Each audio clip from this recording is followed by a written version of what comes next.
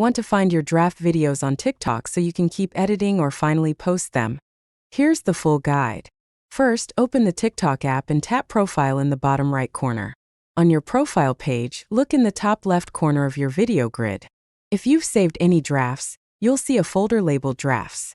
It will also show you the total number of drafts saved and how much storage space they're using. Tap on the Drafts folder to open it. Inside, you'll see all your saved draft videos. Each one will display the date it was saved and the audio name you used when creating it. From here, tap a draft to open it. You can continue editing, add effects, or finish your caption.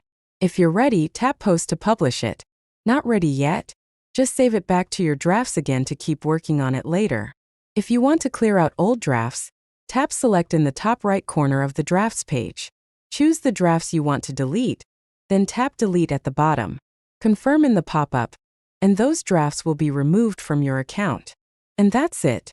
Now you know exactly how to find, edit, publish, or delete your TikTok drafts in 2025. If this guide helped you, tap like.